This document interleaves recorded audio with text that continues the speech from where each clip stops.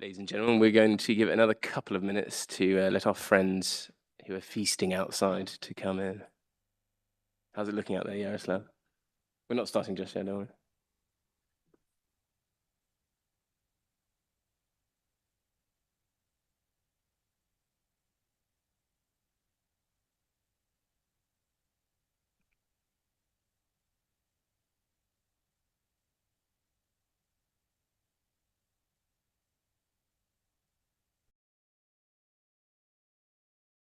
I'm going to kick off. Okay, in the interest of time, I think we'll kick off and allow people to filter in slowly. So, ambassadors, ladies and gentlemen, welcome to this event co-hosted by the Council on Strategic Risks and Nagasaki University's Research Center for Nuclear Weapons Abolition, or RECNA. Well, this month, the Journal for Peace and Nuclear Disarmament, JPAND, will issue a special issue on deterrence by denial to address biological weapons threats, guest edited by Christine Parthmore and Andy Weber, who's just joined us now.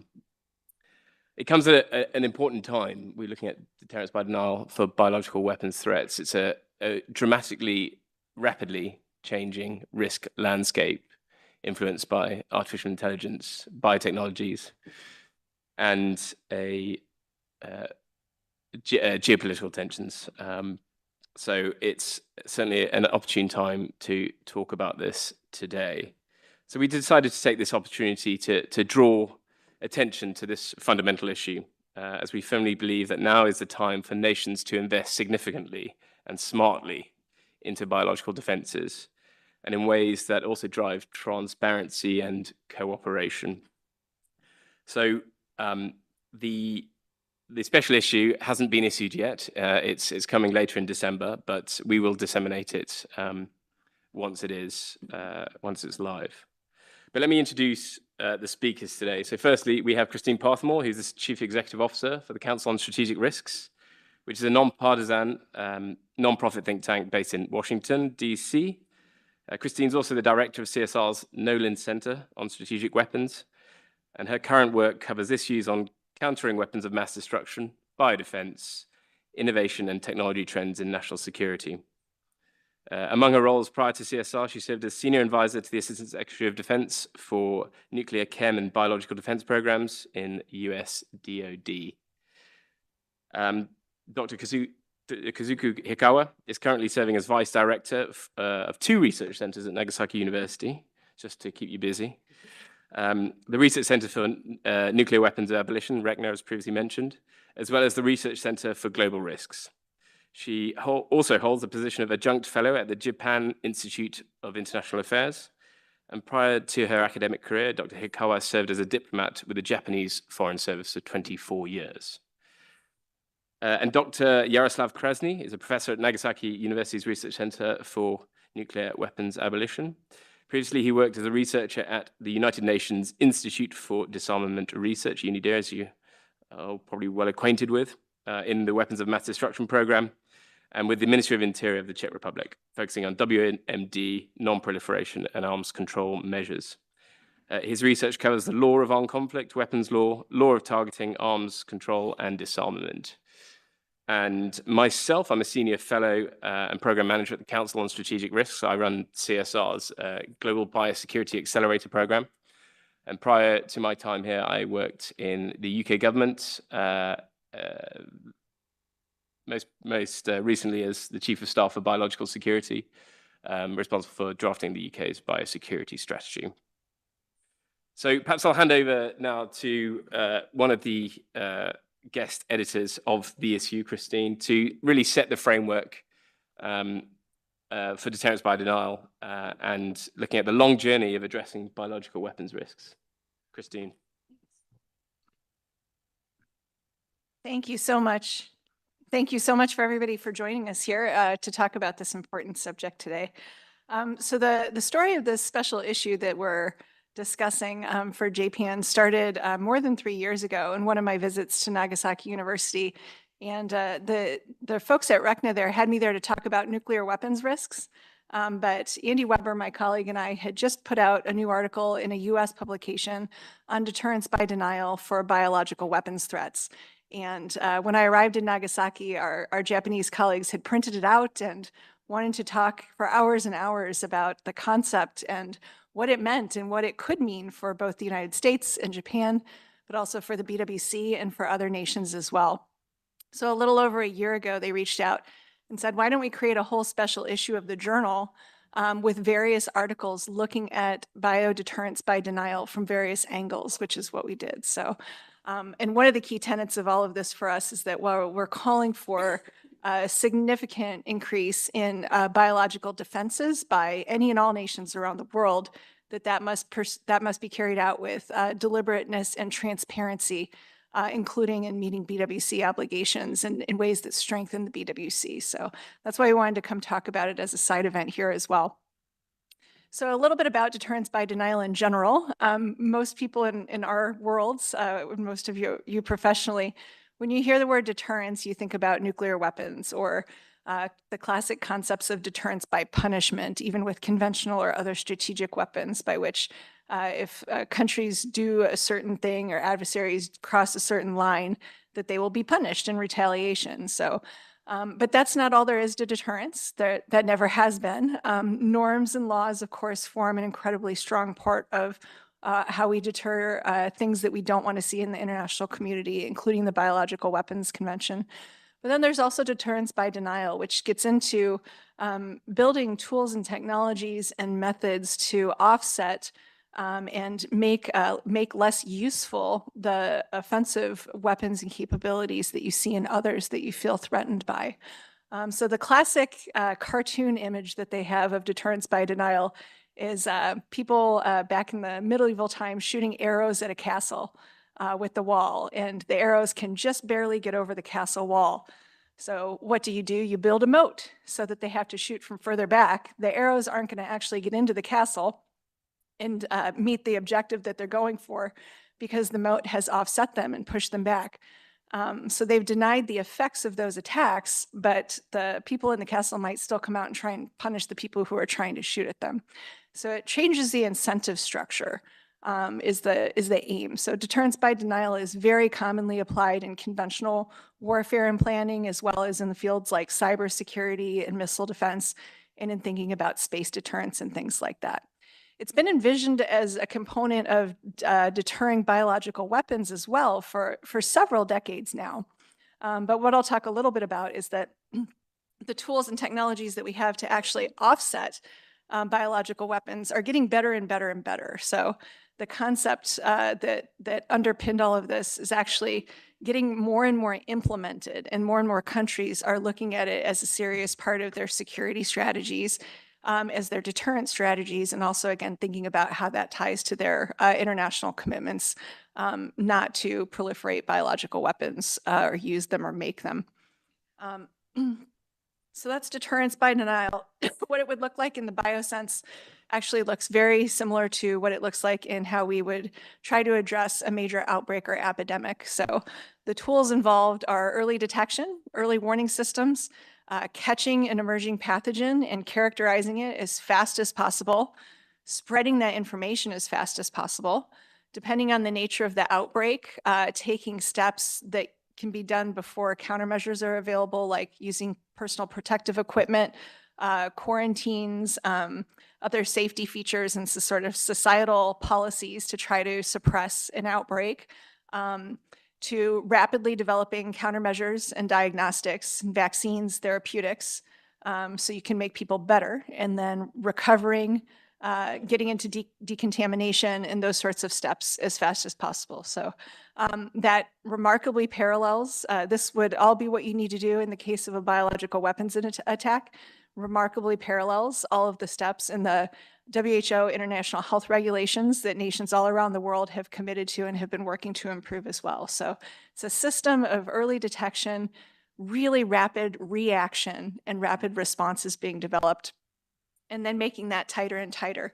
And so one of the first times that this really deliberately got a major surge for this deterrence by denial effect for a biological weapons threat was a series of exercises that the United States and South Koreans held from 2011 to 2015. Both of our countries and other nations around the world were increasingly worried about the North Korean biological weapons threat. There were credible reasons to be concerned about it.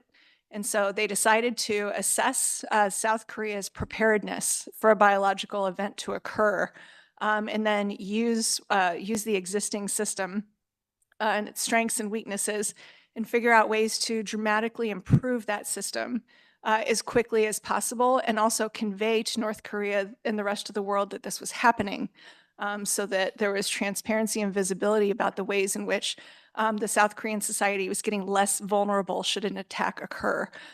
So through the able response exercises, it was very capability focused. So our nations developed tools one was called the biosurveillance portal, which what we have today makes it laughable in terms of the technology, but it was absolutely cutting edge at a time when cloud computing was not even a common tool used by governments.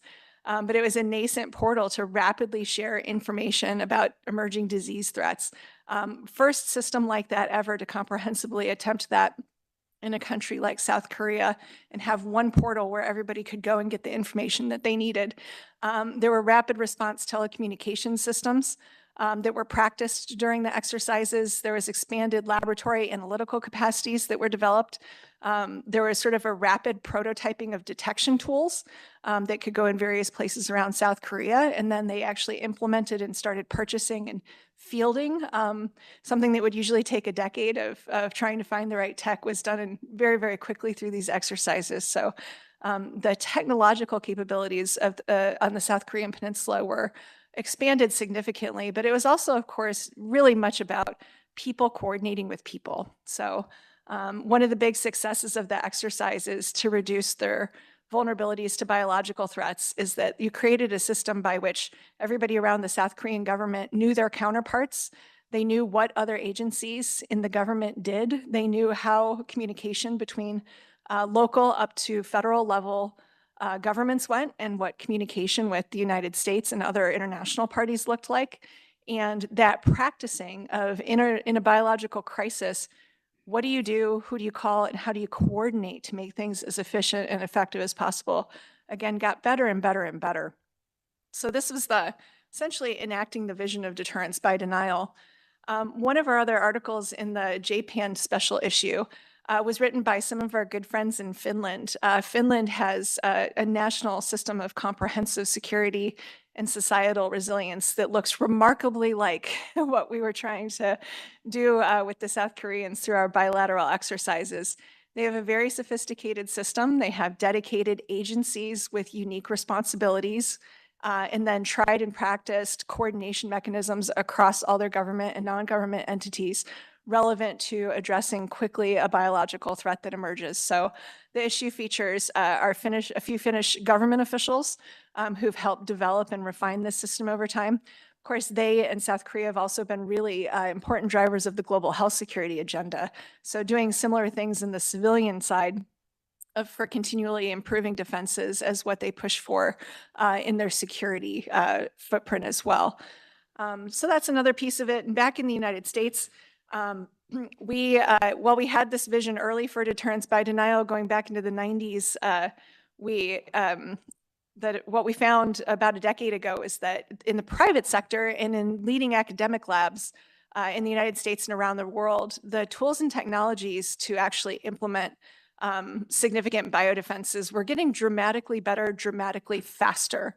And so one of the things we did was get all the best and the brightest in and out of US government together to figure out how to have a much more ambitious biological security strategy for the nation than what we had, tied to what the technologies could actually deliver and where that might be going in the years ahead. So over several subsequent administrations, we've had a stronger and much, much more ambitious US biosecurity strategy, and deterrence by denial against biological weapons threats has become a deeper and deeper part of what the US strategy is. So we're seeing that in other nations as well, and we're deliberately talking to other governments around the world about replicating this and coordinating it, and again, what transparency among all of us would look like too. Another key champion in this very field has been the United Kingdom, and I'm thrilled with everything they've been working on over the past several years in this way. So I will hand it over to Chris to talk about that. Thanks, Christine. Yeah, we thought about including the UK in this special edition because the strategy itself, I obviously would say this because I was involved with drafting it, does provide an implicit framework for deterrence by denial for biological weapons. I won't go into too much detail about the strategy. It's publicly available. And I know there's been a number of side events over the last few years run by colleagues from UKG about the strategy itself. But essentially, the framework is a comprehensive whole of government, whole of society approach to understand, detect, prevent, and respond to biological threats, taking a One Health perspective and very much focusing across the threat profile from deliberate, accidental, and naturally occurring. The UK has a pretty well chronicled history of biological incidents and subsequent policy responses. Actually the first English quarantine regulation was instituted in 1663. So there's a little tidbit for you today. But that doesn't mean we always got it right. COVID was quite obvious. It was quite obvious that we weren't prepared as a global trade and tourism hub. We were not prepared for the pandemic, and it cost the UK at least £310 billion, and the economic scarring will impact future generations for sure. So the 2023 biological security strategy was a response to that lack of preparedness. Although we had a lot of things on paper, we hadn't tested a lot of things. We hadn't tested exercise, and we hadn't tested inter-government, interagency working. And so, yeah, we try to bake that into the design of the strategy. Now, writing a strategy is a great first step. It's a way to coordinate all your public responses, but it's 10% of the work. It's pretty difficult to write a strategy and get recalcitrant departments to talk to each other. It's always tricky, but implementing it is 90% of the work. And in the last 2 years, credit to my colleagues in the UK government, they've done a pretty good job of implementing it. There are still some fundamental issues and vulnerabilities in the UK system, and I'll briefly talk about those. But I think they've done a pretty good job thus far. Just calling out a couple of the areas that I think they've done really well. Firstly, it's around the hardwiring of the system. Coordination of response is in a whole of government, whole of society approach is really, I can't emphasize the importance enough. Setting up a coordination mechanism with the power to control and sometimes strong arm recalcitrant departments is really key. In the UK, we set it up in the Cabinet Office, which is kind of the central government body.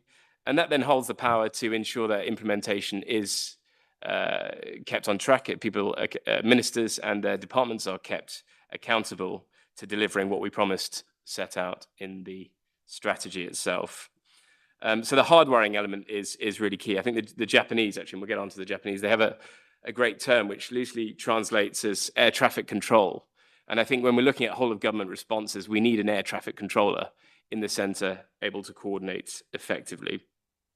I think another area that they've succeeded in is certainly around threat prevention and deterrence. The UK Microbial Forensics Consortium, UKMFC, is a world-leading capability able to understand and attribute pathogens of pandemic potential in rapid time. Now, that's only developing.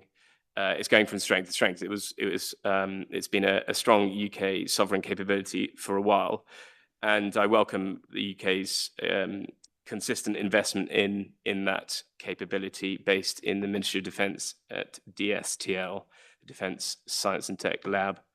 And I think that's a key deterrent mechanism. If one is able to rapidly attribute a pathogen, it certainly does go a long way in preventing, disincentivizing the use of subthreshold biological weapons, whether that be targeting humans, agriculture, the ecosystem, or otherwise. I think just to very briefly turn on to a couple of the key vulnerabilities that remain, and these vulnerabilities may not be UK specific. I think as many countries, we're facing a supply chain resilience issue across the life sciences, whether that be pharmacological supply chains or otherwise. I think far more needs to be done. We've got incredibly vulnerable systems in the UK across the life sciences, and I know colleagues in this room are working at pace to shore up those supply chains, friendshore and onshore a lot of the manufacturing capability. And I think to mention the dreaded B word, Brexit has certainly undermined our borders, our border biosecurity. And although we are working, the UK government is working at pace to shore up checking surveillance systems at the borders, it is a persistent vulnerability, and the balance between effective trade coming into the UK and checking for biological contaminations or indeed deliberate biological threats they haven't quite found the balance yet. We have a thing called the target operating model, which is our borders implementation model. It's got a long way to go, but that's something that the UK does need to focus on. So I suppose in conclusion, I would say that this is a really good model. Obviously, it's very similar to the US biodefense strategy. Funnily enough, it was written with colleagues who are at the BWC today alongside each other. So they are very similar in content and framework. And I would recommend all delegates have a look at how we set out that framework. I think it's pretty basic, but it does cover all bases and is fairly comprehensive. But as I say, implementation is 90% of the work. So consistent funding, developing interoperable capabilities with our allies and partners across the world is absolutely essential to ensure that we have a bioresilient system in the UK. So that's enough on the UK. And I did admit from the beginning, do sharpen your pencils, because there will be a period for questions and answers after we've presented our work. Let me now turn to our next speaker. Let's get Dr. Ikawa. Please tell us about the Japanese context, the main event here. Everyone's here for Japan. No one really cares about the UK. Go on. Thank you, Chris.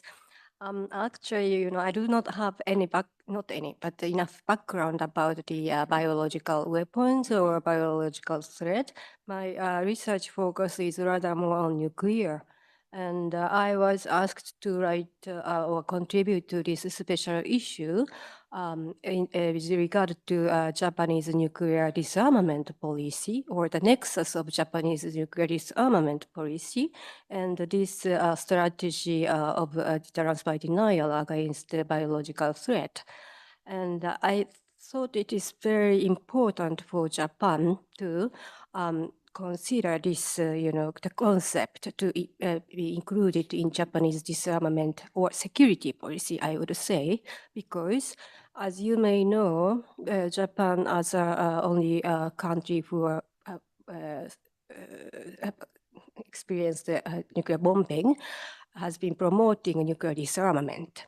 While Japan promoting nuclear disarmament, Japan is also relying on extended nuclear deterrence provided by the United States.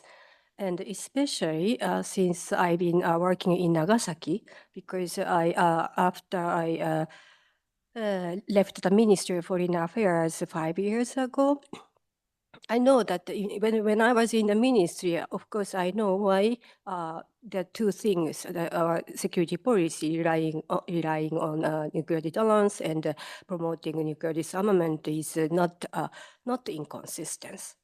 That was my belief. And but when I moved to Nagasaki, I realized that people don't understand that these both things are not contradictory to each other. So I started where it comes from. And, Japanese government is always saying that we are relying on nuclear deterrence as a policy for the time being. It means that as long as nuclear weapons exist, then we have to rely on nuclear deterrence so that our country would never be bombed by nuclear weapons again. However, for the people, especially in Nagasaki or other players in Japan, not only Japan, but also in the international community, for them, these two policies, nuclear deterrence and the nuclear disarmament, are not compatible. So then the most, I would say one of the most prominent scholar in disarmament law in Japan, Professor Mitsuru Kurosawa, he pointed out once that the reason why people believe that these are not consistent to each other is that Japanese government fails to explain how Japan would move from the policy relying on nuclear weapons. So it struck me, I checked with the documents or statements, official statement by Japanese government, such as the press conference statement by then Foreign Minister Iwaya, or the general debate statement by then Prime Minister Ishiba of Japan. And they, yes, they say that we need to rely on nuclear weapons for time being, as long as the nuclear weapons exist. But then they fear that how Japan will move away from that policy for the future. And like in the final document adopted by the G7 summit in 2023, which was held in Hiroshima, for the first time, the summit level or leaders level outcome document on this nuclear disarmament was issued at G7 summit. That was the first time. And the document also says that we need to maintain nuclear deterrence as long as nuclear weapons exist. Yes, but it fails, then again, how they want to away from that policy for the future. Of course, the document mentions like CTBT, FMCT, or risk reductions and so on, but nothing about the nuclear security policy. So then this concept or strategy of deterrence by denial against biological threat, I found it could be a kind of first step for Japan to reduce the reliance of nuclear weapons, because as you may know, this extended nuclear deterrence provided by United States to Japan covers also against the biological weapons threat or act of aggression. So if we could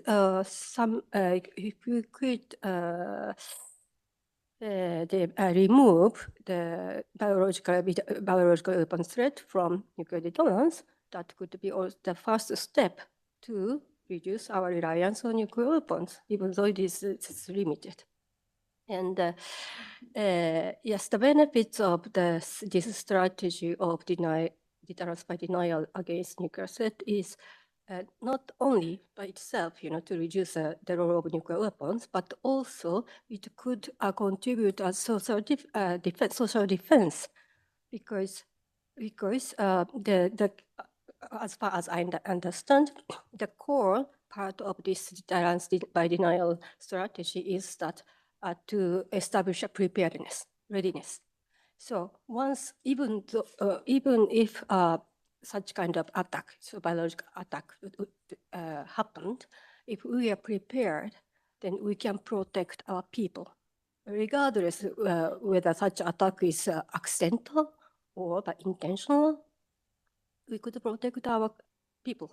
So in this sense, we could call it as a social defense strategy as well.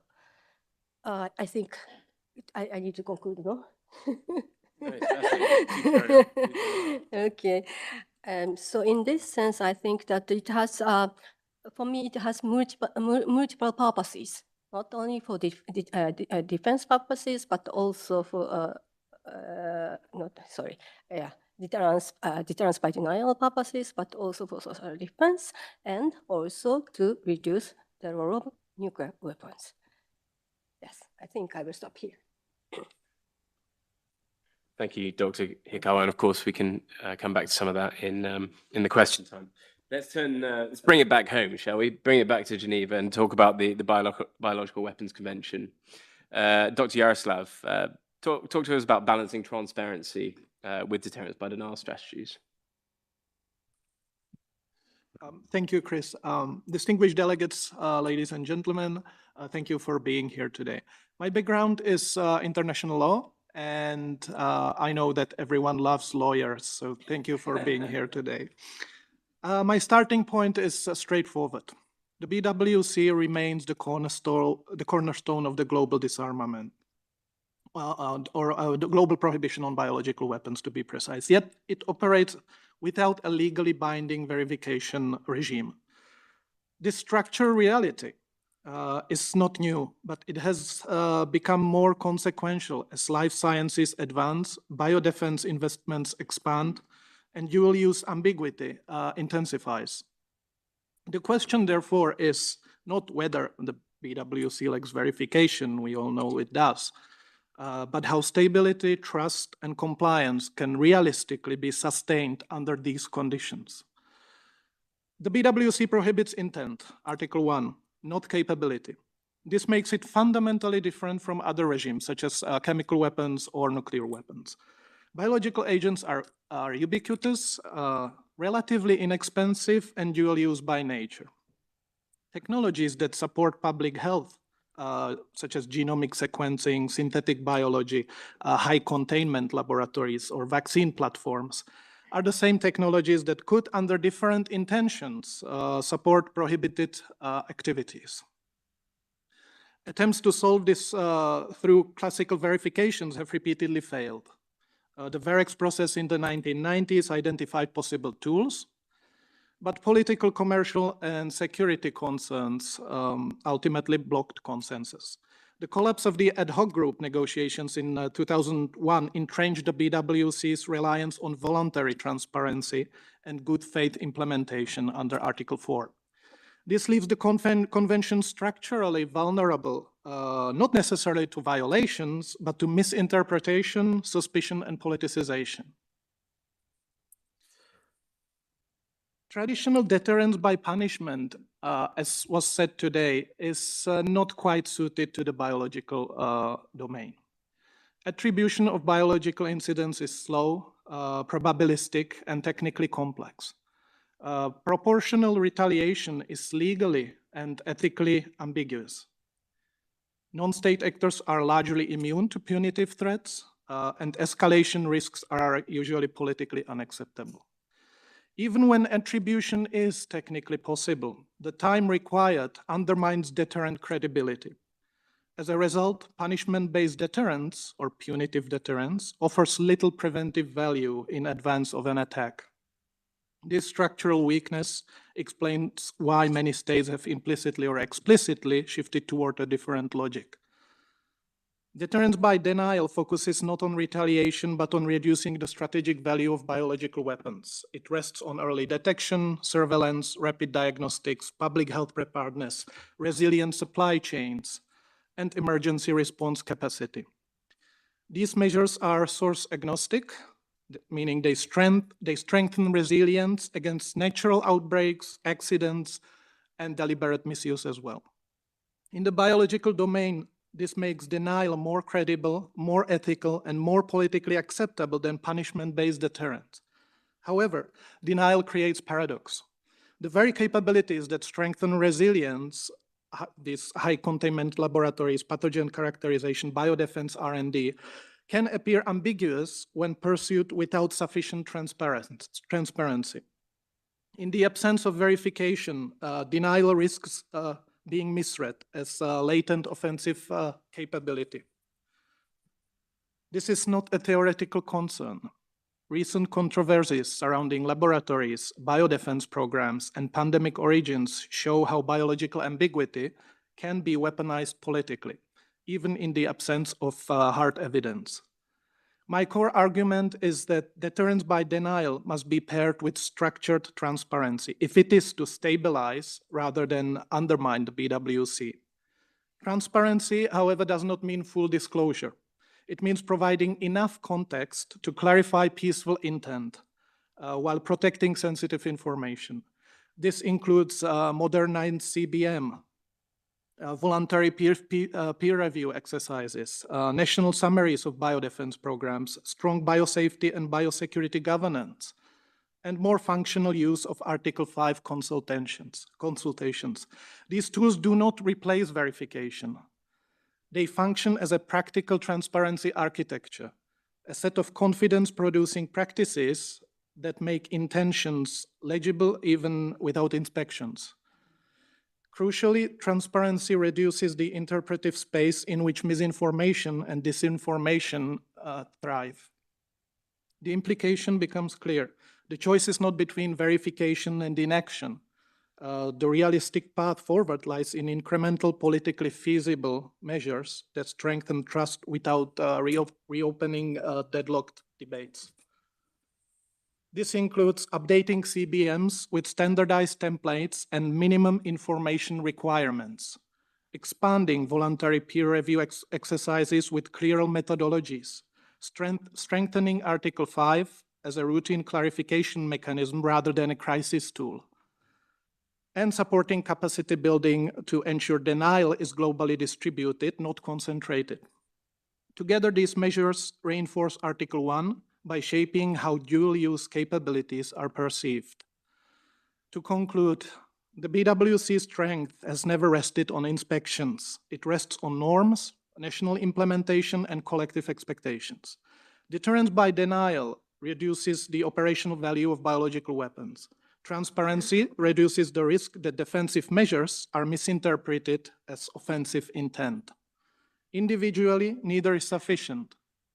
Together, they offer a credible, stabilizing pathway for sustaining the BWC in an era of accelerating biological capability. The challenge before us is not simply to build perfect institutions, but to refine practical tools that preserve trust, reduce ambiguity, and keep the prohibition on biological weapons both credible and resilient. Thank you.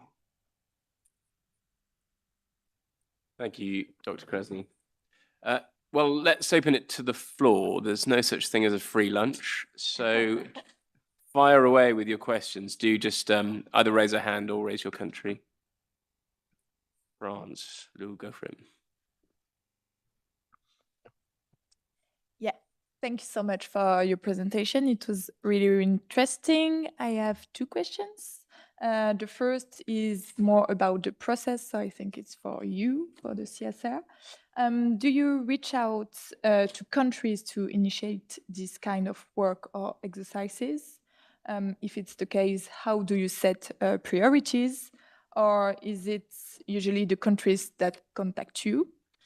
And also another question, do you concretely see national policies or regulations actually being implemented afterwards? And my second question is more substantive. Do you think that the deterrence by denial is more suitable in the biological domain than for other mass destruction weapons? Thank you so much.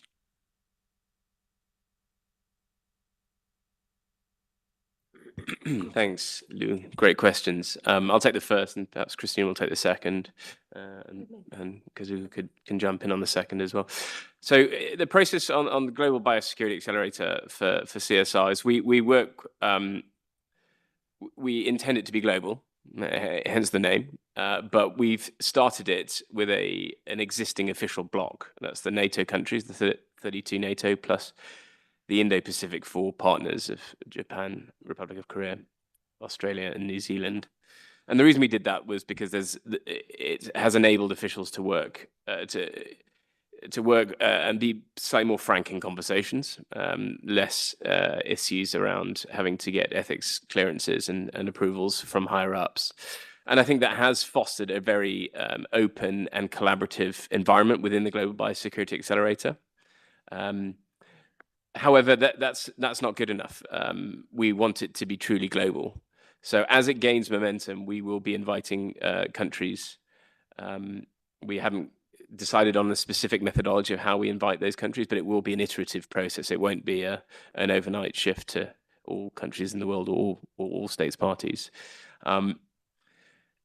In terms of exercising, the Biosecurity Accelerator only works if people buy into it. And the model that we have is a track 1.5, and we try and co-host with a host government every time we host an event or an exercise. So it's very much designed in collaboration with officials. Therefore, we want to make the impacts lasting and sustainable rather than just a talking shop for talking's sake, which I detest personally. So in terms of implementation, that's very much down to governments, but we stand as critical partners to help with that implementation, to work with governments to help exercising. We're talking to a number of governments at the moment about how we can assist them in specific elements, testing specific capabilities, or indeed linking those capabilities up with similar partners to really work and deepen that interoperability piece. Christine, should I hand over? Yeah, thanks. Definitely no limits in terms of who we want to reach out to. And we have our own targets, especially for nations that we think have really strong biodefense, probably live in a very risky threat environment with regard to biological weapons. So we're concerned about them, but there are various factors that go into it. But we want, this is not about us pushing on closed doors. It's all about partnering to help. One of the things, most of our staff are former government people, like Chris from the UK and us from the US, and not exclusively, but many of us have sat on that side of the table before and come at it that way. But what we found is that, when the US and UK were developing their own much stronger biosecurity strategies, they work together, but they're longtime partners. But there are a lot of nations that don't, the fuller politics might get in the way of assisting each other if they're going to develop a more robust strategy or figure out how to go bigger on early warning and threat detection or things like that. So now that we are non-governmental in entities, we think that eases some of these conversations and allows us to convene officials to talk about these things in a way that really complements official business as well. So we hope to do that. And again, it's our aim is every country in the world has strong biodefenses, not exclusive to any. Is it more stable in bio than other fields? Absolutely. In fields like cyber, deterrence by denial is understood to be vitally important, but also escalatory because countries are just constantly, and change is so fast, right? Offensive attacks and defenses against them and the many, many, many ways that happen. And it's a massive field covering so much of the globe. So you see it there in the nuclear side and even in many conventional or missile defenses as well. You're constantly thinking about first strike and retaliatory stability and instability, and whether defenses are undermining the other nation's ability to retaliate should you endeavor in a first strike against them with a nuclear weapon or whatever else. But there's almost no nations in the world that actually seek to use biological weapons against each other. The concern, at least right now, and hopefully it'll stay that way, is just a couple of nations. So bringing up your defenses doesn't increase, say for the United States against Russia, just to throw out an example. I should have said country X and Y, but we'll just make it obvious. The United States would not be endeavoring to attack back with biological weapons against Russia and that. So we don't have to think about the problem of whether a Russian use of biological weapons undermines our use of it, because it's not something we would be interested in doing anyways, because we're compliant with the BWC and have no intention on developing or deploying biological weapons. So since so few countries actually are likely, or actors are likely to be, and again, hopefully we'll keep it that way, to be in the first strike position, there are a lot of sort of escalatory and game theory dynamics with regard to other modes of attack that don't exist in the bioweapons field. So we feel even more confident in the strategy of deterrence by denial as not being escalatory or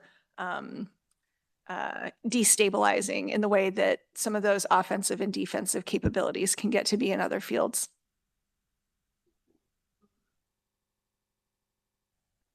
Thank you. And I'd like to just comment on your second or third question about this, whether this strategy could be applied to other WMD weapons. And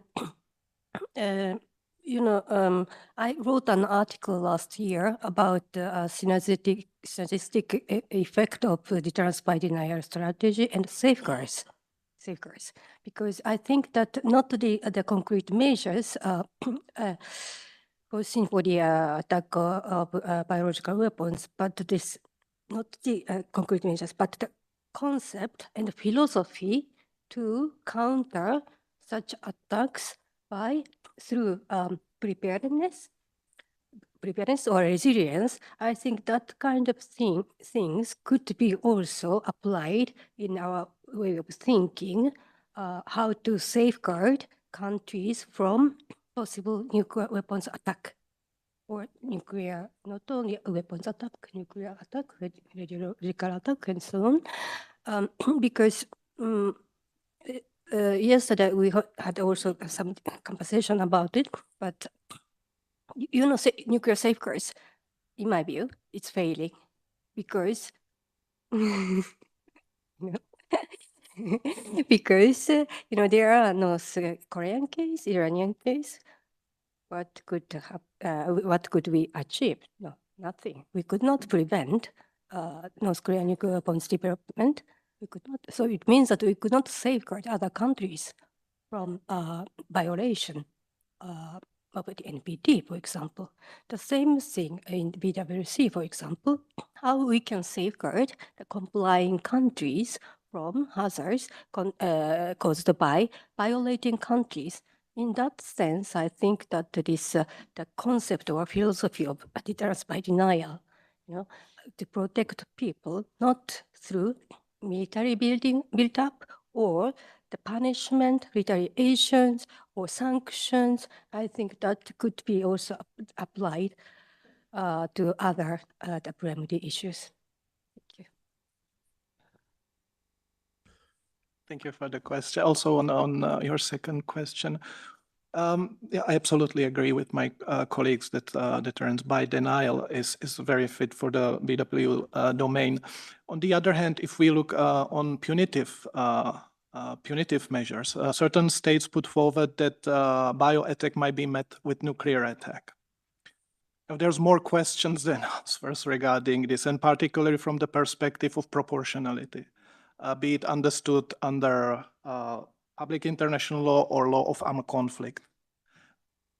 What would proportionality look in such a case? How many fatalities would justify nuclear retaliation? Also, we know that biological weapons affect people and living organisms. Nuclear weapons affect everything. So absolutely, deterrence by denial is much more fit than punitive measures in such case.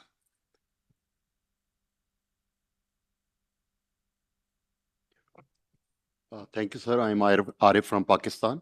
I have a question that deterrence by denial is usually a concept when there are two separate lists. One is the military list and other one is a dual use. Like you see in the case of chemical weapons, there is a Schedule 1 chemicals which have only military uses and are dual use chemicals also. In the case of nuclear, you have a specific military uses list which trigger the IAEA safeguards when a government-to-government transfer is made, and there is also a separate dual-use list. But in the case of bio, you will not find any military use list. So how deterrence of denial concept is applicable in the BWC context? This is one question. Another question is that the concept of biosecurity and bio threat or bioterrorism is being promoted out of proportion as per my considerations, because the one big incident that happened in the USA was from an insider job, not a case of biological terrorism. And similar other cases, like in Japan of Shinrikyo, it is also the own part of the Japanese government, and not because such activities cannot be concealed.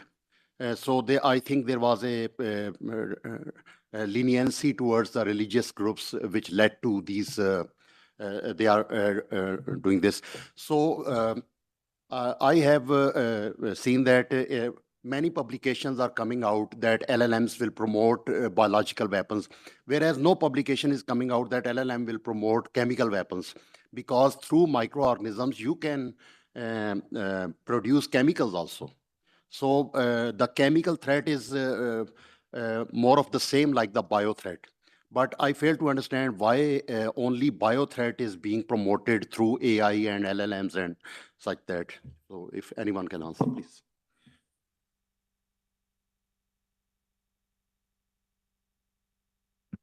Thank you very much, sir, for your question. Now, regarding the insider case, Ameritrax, obviously.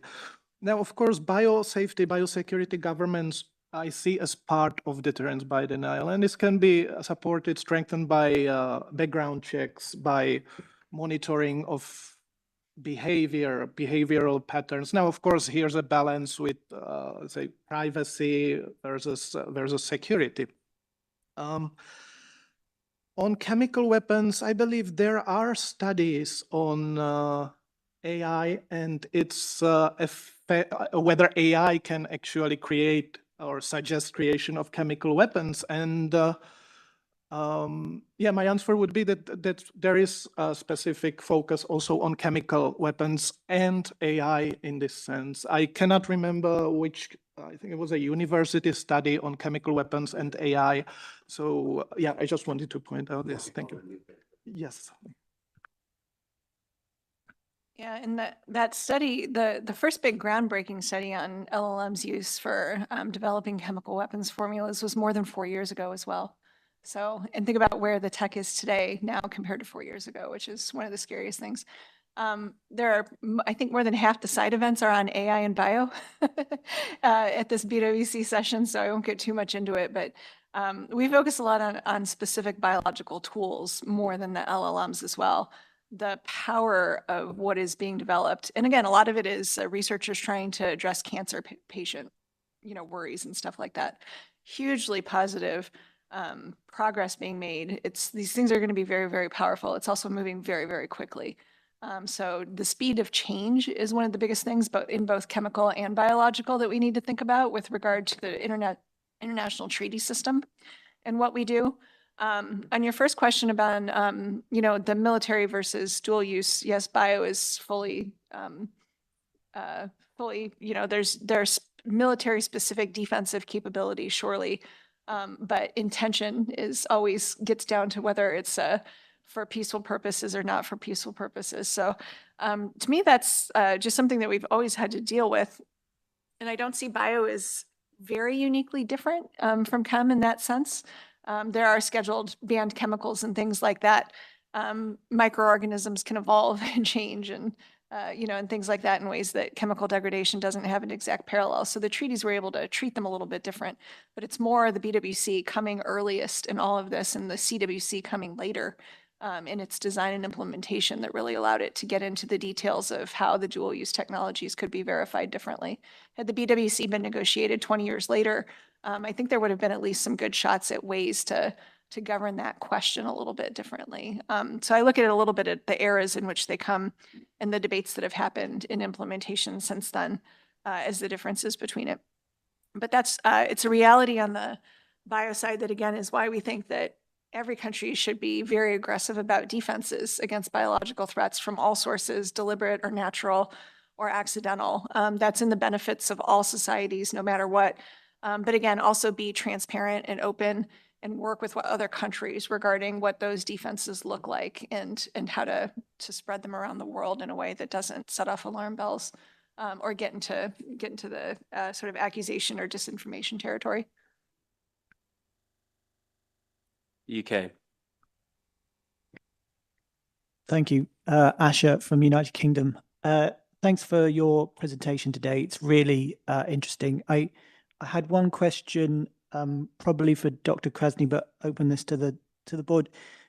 You talked about using confidence building measures to sort of account for a lot of the improvements in modern science within the Biological Weapons Convention.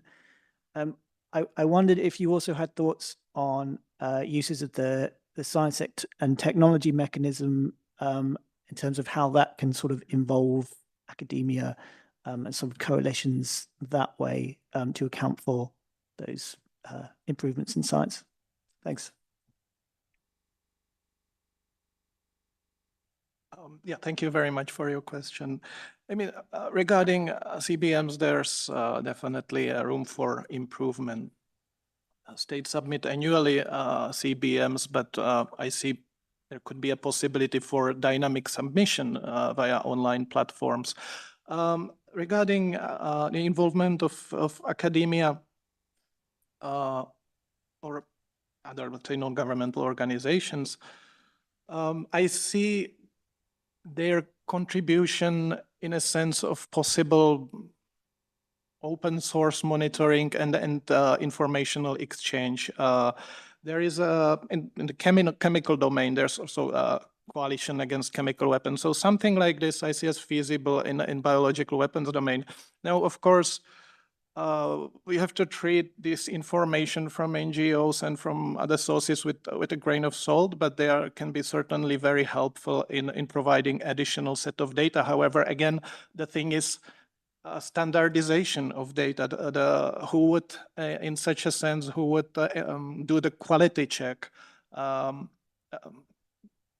Possible issues I see with sources, analysis of such data. So definitely, however, if we can develop a certain standard methodologies, or if there is a pioneering organization, then yes, I see this as very helpful that could contribute to strengthening the BWC in this.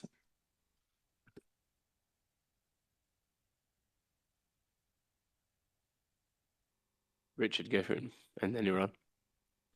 Thank you very much. And apologies for missing the first speakers. I had another obligation, I'm afraid. And so I apologize if I cover some of the things you may already have done. But I initially want to respond to the question from our colleague from Pakistan and simply say, yes, there has been a lot on chemical. And I would recommend chemical and AI reading the reports of speech convergence conferences, which our colleagues from Switzerland, both from Speech Laboratory over there, where it has been discussed about chemistry and AI. But I want to have a question about terminology, because I think the phrase deterrence by denial can end up being inadvertently misunderstood. 2 weeks ago, I was at the OPCW and had a really interesting situation where somebody was complaining about the OPCW looking at forensic chemistry because the OPCW isn't a judicial organization. And when you discuss this sort of question with people, the challenge is that forensic literally means for the court. And so translated into this individual's local language was essentially the statement, the OPCW is not a judicial body, but we want to look at judicial science. And so it causes confusion. And I think part of the issue with deterrence by denial is you're actually looking at two aspects. You're looking at denial of acquisition and denial of impact. Or that's how I would sort of broadly put them. And I think one of the challenges happens is that when it gets translated into other languages, people then assume it's all about denial of acquisition. And I think it causes some confusion. So I'm not saying provide an answer straight away, but I'm suggesting that it might be useful to just try and think how this can be summarized in a pithy phrase, because I actually think the phrase itself sometimes hinders uptake because people don't realize the breadth of it. And to me, I've said for many years, Article 7 is really important on the BWC because, the biggest thing to reduce somebody's impetus to use biological weapons is the thought they're going to have a damp squib. It's just going to have no impact because those resilience processes are going to be there. So yes, please think of something other than deterrence by denial. Thank you. We await you thinking of it and getting back to us. Thanks, Richard. Colleague from Iran. Thank you very much. This is Kehan Azad from Pasteur Institute of Iran. Basically, I'm a scientist, not a politician or diplomat. But I have two questions. First, thank you for your explanation. It was very useful. And the concept that you explained, it needs, is based on technological advancement. You need the technology to do this. It is not just human resources. And when the technology is denied, as Richard said, maybe this has been interpreted in that way, that denial is denial of the technology. And as our colleague from Pakistan said, everything in biology is dual use. So when you deny the technology, you cannot promote this approach, and that's a big problem. The second one is that, maybe we need, or is there any room for a paradigm shift in thinking as a biological weapon as something else, something very close to the natural disasters? So in that case, and in case of COVID-19, we saw that all the countries, whether they were ready or they were not ready, the final fatality in almost all countries was the same. I mean, the rate of people who died were almost the same, even in the United States, in Iran. And so regardless of how we think that we are ready, we're not ready.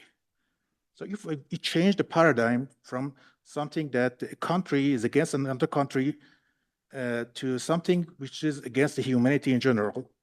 So is there any room for this kind of paradigm shift? Thank you.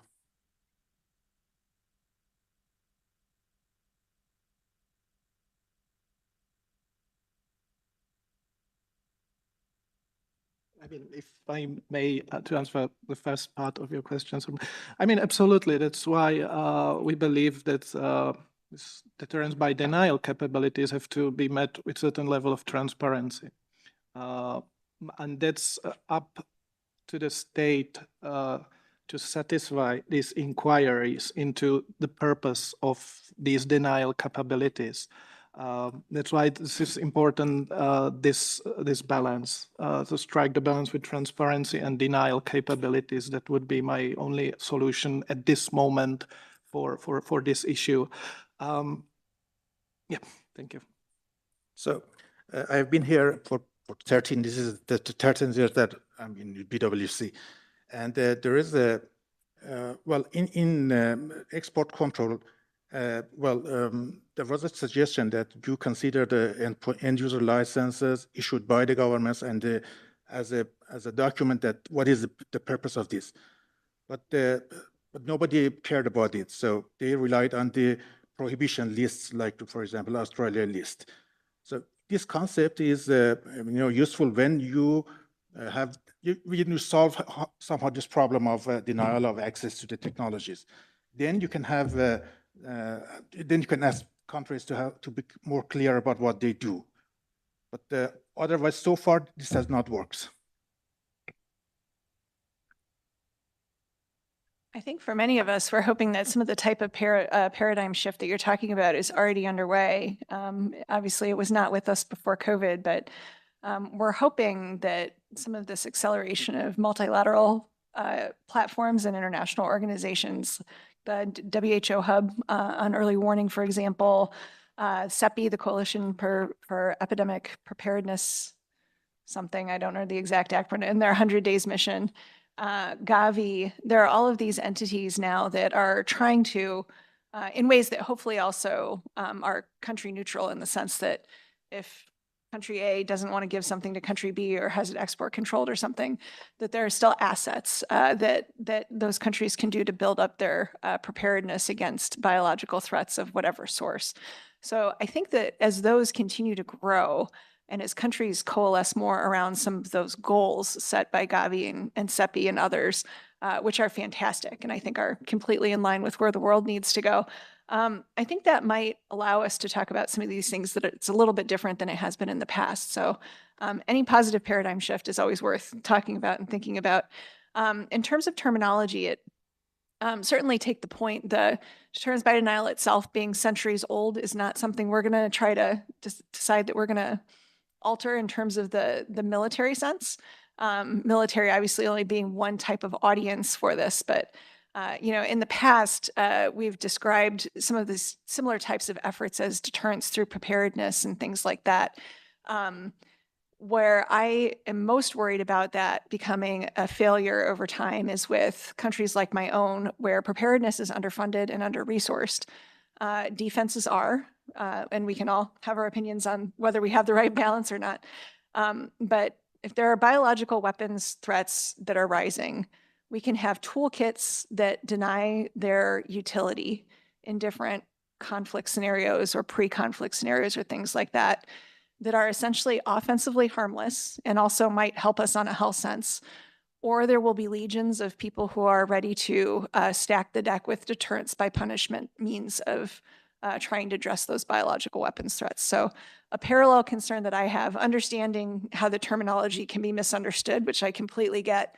One of the bigger misunderstandings that I have concerns about from my own time at the Pentagon and from seeing this over and over again in history is that if we use terminology that is non-aligned with normal defensive and military concepts, that the underlying investments and policies and coordination and things that on the non-offensive weapons side of the house will just get deprioritized and dropped. And then we're going to be left with our whole toolkit is basically either ignore the problem or efforts at deterrence by punishment, which could be incredibly escalatory, drive conflict, drive worsening relations between nations, et cetera. So I share those concerns, but I'm more concerned about that future than I am in one in which we have to spend more time explaining what is meant by deterrence by denial with different audiences and making it fit well within their own understandings and within their own nation's paradigms, which is also partly why we have the Global Biosecurity Accelerator, is to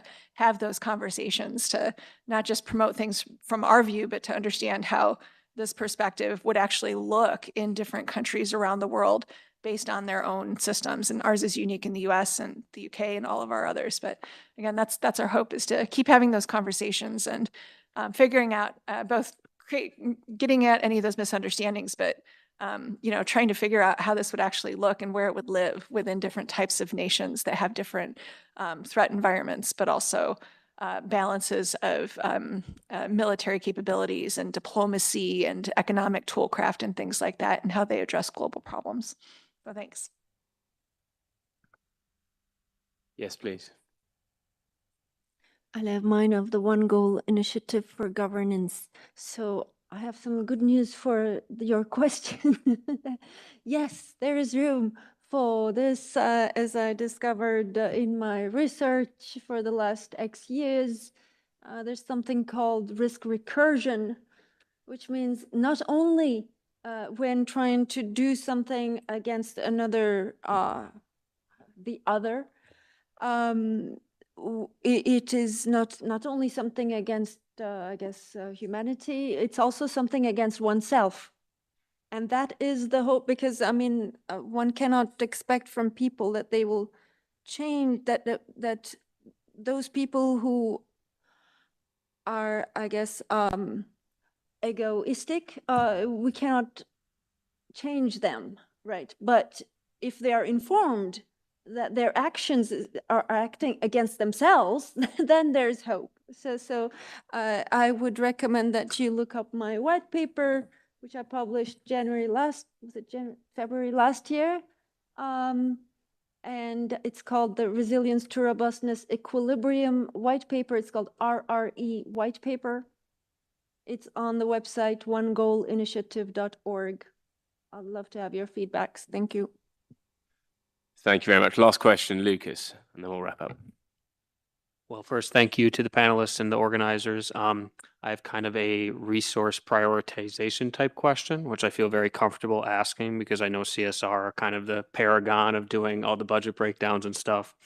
So one thing that's kind of becoming clear to me in this, well, we're talking about the terminology, but I'm going to use the deterrence by denial strategy, is it sort of involves creating a near perfect whole of government response to any type of biological threat because we can't attribute at the beginning. Obviously, a massive investment, right? At the same time, we are here at the Biological Weapons Convention. And I think the common story that I hear is that the ISU runs on less than a McDonald's franchise worth budget, right? So what I'm wondering is there a world wherein a more sort of effective resource distribution from the states parties may be instead to focus a little bit more upstream of a use or a biological threat itself in something like improving BWC diplomatic channels, et cetera, instead of trying to just prepare for the worst case scenario? Would appreciate any reflections on that from the panel. Thank you.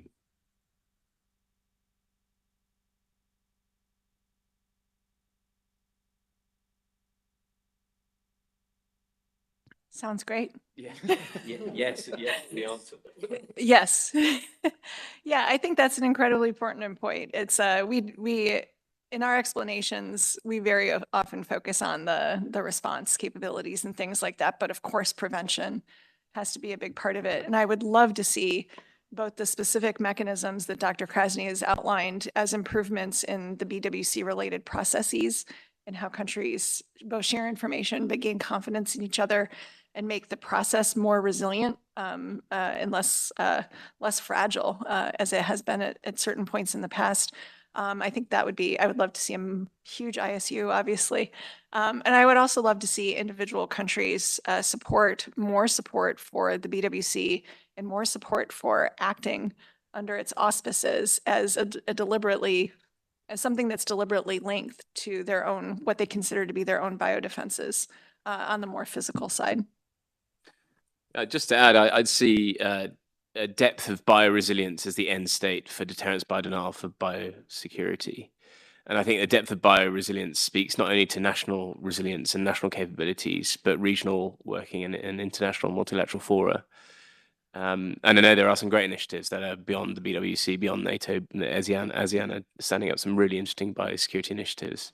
And that's how you create a depth of bioresilience, not singly by doing it nationally. Right, we'll leave it there. May I direct your attention to the flyers that may or may not be on your table, but they're on outside as part of the Global Biosecurity Accelerator. And this is a shameless plug, so sorry, you're a captive audience. We, as part of the GBA, the Global Biosecurity Accelerator, we have launched the global, that's the one, thank you, Chan, if you lift that up, the Global Biosecurity Tracker. And what that is, it's because I'm a recovering management consultant, and I realized that there's no actual central repository for countries' national capabilities on biosecurity. And so what we're trying to do with that is map out the landscape in individual countries of where different capabilities sit. It's obviously very different depending on context, depending on constitutional arrangements. So we've started with 8. We've launched it today with 8 countries. We are expanding that very rapidly throughout 2026. And the intention is for it to be a global tool for this community, a triage service, if you will. For which to consult and then be able to see exactly where a specific capability is and who to contact. So this only works if it's crowdsourced. So what we ask from you, dear delegates, is to get in touch with us via the website. There's a link there. Provide us with analysis, provide us with public-only documentation that we can add to the website. That will strengthen it, and hopefully it will be a very useful community tool if it functions in that crowdsourced way. So thank you all very much for joining us today. Really appreciate you coming, and all the best with the rest of the day's negotiations. Thank you.